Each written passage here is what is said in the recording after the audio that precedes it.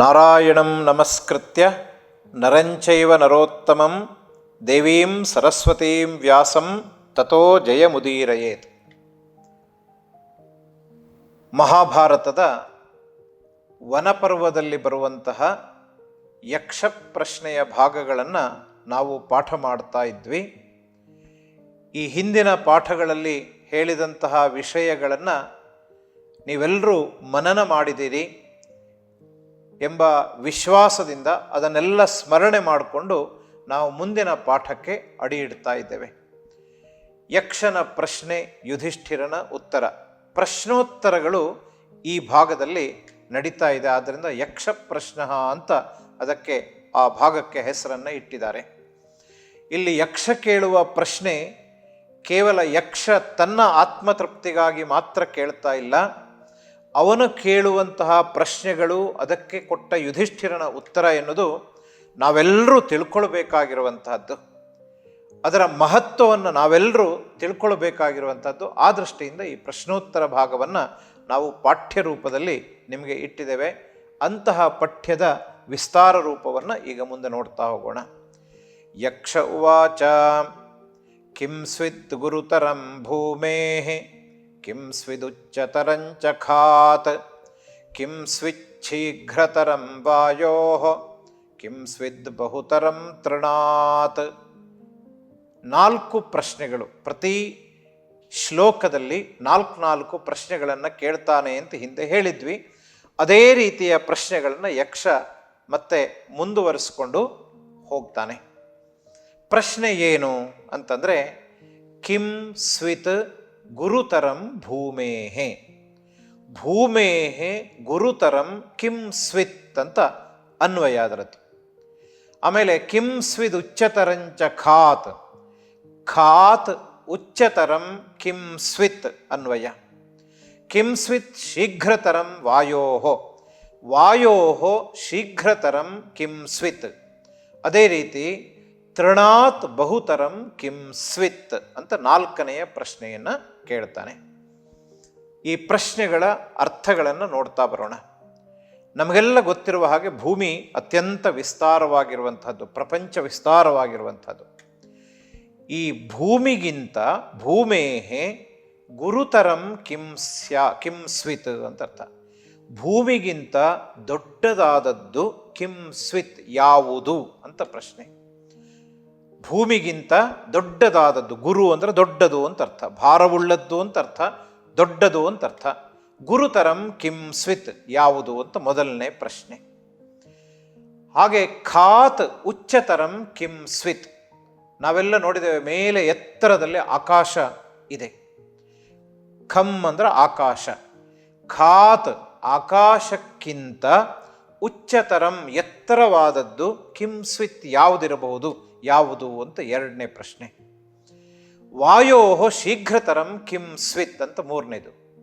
ನಮಗೆಲ್ಲ ಗೊತ್ತಿರುವ ಹಾಗೆ ವಾಯುವೇಗ ಅಂತ ಹೇಳ್ತೇವೆ. ಗಾಳಿ ಅತ್ಯಂತ ವೇಗವಾಗಿ ಅದು ಚಲಿಸ್ತದೆ. ಅದು ಈ ಗಾಳಿಯ ವೇಗಕ್ಕಿಂತ ಶೀಘ್ರತರವಾದಂತಹದ್ದು, ಶೀಘ್ರತರಂ ಅಂತ ಹೇಳ್ತಾನೆ, ಅದಕ್ಕಿಂತ ಹೆಚ್ಚು ವೇಗವುಳ್ಳಂತಹದ್ದು ಕಿಂ ಸ್ವಿತ್ ಯಾವುದು ಅಂತ 3ನೇದು.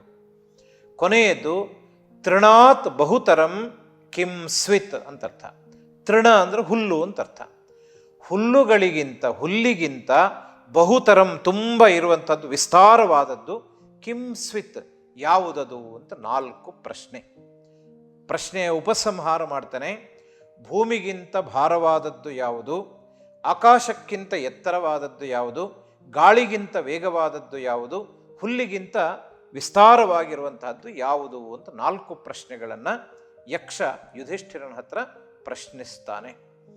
ಅಂತಹ ಪ್ರಶ್ನೆಗೆ ಯುಧಿಷ್ಠಿರ, ಆತ ಸಾಕ್ಷಾತ್ ಯಮಧರ್ಮನ ಅಂಶದಿಂದ ಜನಿಸಿದವನು, ಅಜಾತಶತ್ರು ಅಂತ ಅವನನ್ನು ಕರಿತೇವೆ.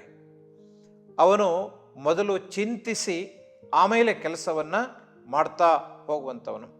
ಆದ್ದರಿಂದ ಯಾರು ಮೊದಲು ವಿಚಾರ ಮಾಡಿ ಆಮೇಲೆ ಕಾರ್ಯಪ್ರವೃತ್ತರಾಗ್ತಾರೋ ಅವರು ಹೆಚ್ಚು ಯಶಸ್ಸನ್ನು ಪಡಿತಾರೆ ಅಂತ ಇಲ್ಲೇ ಯಕ್ಷ ಪ್ರಶ್ನೆಯಲ್ಲೇ ಹೇಳ್ತಾರೆ ಅದನ್ನು.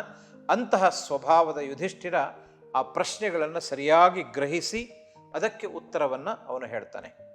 ಸರಿಯಾದ ಉತ್ತರ ಹೇಳಬೇಕಾದ್ರೆ ಪೃಚ್ಛಕರು ಏನು ಪ್ರಶ್ನೆ ಕೇಳಿದ್ದಾರೆ ಅನ್ನೋದನ್ನು ಮೊದಲು ನಾವು ಮನನ ಮಾಡ್ಕೋಬೇಕು, ಅರ್ಥ ಮಾಡ್ಕೊಳ್ಬೇಕು. ಅದಕ್ಕೆ ಅವನು ಹೇಳ್ತಾನೆ, ಮಾತಾ ಗುರುತರ ಭೂಮೇಹೇ ಖಾತ್ ಪಿತೋಚ್ಚತರಸ್ತಥ ಮನಃಶೀಘ್ರತರಂ ವಾತಾತ್ ಚಿಂತಾ ಬಹುತರಿ ತೃಣಾತ್ ಅಂತ ಉತ್ತರವನ್ನು, ಬಹಳ ಸಮರ್ಥವಾದ ಉತ್ತರವನ್ನು ಯುಧಿಷ್ಠಿರ ಕೊಡ್ತಾನೆ. ಮೊದಲನೇ ಪ್ರಶ್ನೆಗೆ ಉತ್ತರ, ಭೂಮಿಗಿಂತ ಗುರುವಾದದ್ದು ಯಾವುದು ಅಂತ. ಅದಕ್ಕೆ ಉತ್ತರ ಮಾತಾ ಅಂತ ಅರ್ಥ. ಮಾತಾ ಅಂತಂದರೆ ಮಾತಾ ಅಂಬಾ, ತಾಯಿ ಅಂತ ಅರ್ಥ. ನಮ್ಮ ಹೆತ್ತಂತಹ ತಾಯಿ ಯಾರಿದ್ದಾಳೋ, ಜನನಿ ಯಾರಿದ್ದಾಳೋ, ಆ ಜನನಿ ಮಾತಾ ಭೂಮೇಹೆ ಗುರುತರ, ಭೂಮಿಗಿಂತ ದೊಡ್ಡವಳು ಆಕೆ ಅಂತ ಅರ್ಥ. ಮಾತಾ ಅಖಿಲ ಮನುಷ್ಯಾಣಾಂ ದೇವತಾನಾಂಚ ದೈವತಂ ಅಂತ ಭಾಸ ಹೇಳ್ತಾನೆ. ಅಂತಹ ತಾಯಿ ಭೂಮಿಗಿಂತ ಗುರುವಾದವಳು ಅಂತ ಮೊದಲನೇ ಪ್ರಶ್ನೆಗೆ ಉತ್ತರ. ಖಾತ್ ಪಿತಾ ಉಚ್ಚತರಃ ತಥಾ, ತಥಾ ಹಾಗೆ ಆಕಾಶಕ್ಕಿಂತ ಎತ್ತರವಾದದ್ದು ಯಾವುದು ಅಂತ ಪ್ರಶ್ನೆ ಅವನದಾಗಿತ್ತು. ಹೇಳ್ತಾನೆ, ತಂದೆ ಆಕಾಶಕ್ಕಿಂತ ಎತ್ತರವಾದವನು ಅಂತ ಅರ್ಥ. ಉನ್ನತನಾದವನು, ಹೀಸ್ ಎ ಟಾಲ್ ಮ್ಯಾನ್ ಅಂತ ಕರಿತೇವಲ್ಲ, ಉನ್ನತನಾದವನು. ದೇಹದಿಂದ ಎತ್ತರ ಅಂತ ಅರ್ಥ ಅಲ್ಲ ಅದಕ್ಕೆ. ತಂದೆ ಎಂಬ ಕಾನ್ಸೆಪ್ಟ್ ಉಂಟಲ್ಲ, ಅದೇ ಆಕಾಶಕ್ಕಿಂತ ಎತ್ತರವಾದಂತಹದ್ದು ಅಂತ ಅರ್ಥ. ಖಾತ್ ಪಿತಾ ಉಚ್ಚತರಃ, ಆಕಾಶಕ್ಕಿಂತ ತಂದೆ ಎತ್ತರವಾದವನು ಅಂತ. ಎರಡನೇ ಪ್ರಶ್ನೆಗೆ ಉತ್ತರ ಸಿಕ್ಕಿತು. ವಾಯುವಿಗಿಂತ ಶೀಘ್ರವಾದದ್ದು ಯಾವುದು ಅಂತಂದರೆ ಮನಃ ಅಂತ ಉತ್ತರ. ಮನಸ್ಸು ಗಾಳಿಗಿಂತ ವೇಗವಾಗಿ ಸಂಚಾರ ಮಾಡ್ತದೆ.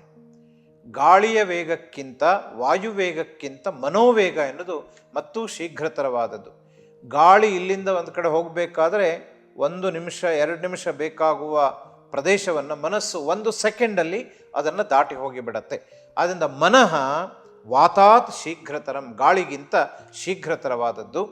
ಕೊನೆಯ ಪ್ರಶ್ನೆಗೆ ಹುಲ್ಲಿಗಿಂತ ಬಹುತರವಾದದ್ದು, ಬಹುತರ ಅಂದರೆ ಜಾಸ್ತಿ ಇರುವಂತಹದ್ದು ಅಂತ ಅರ್ಥ, ಯಾವುದು ಅಂತ ಪ್ರಶ್ನೆಯನ್ನು ಕೇಳಿದ.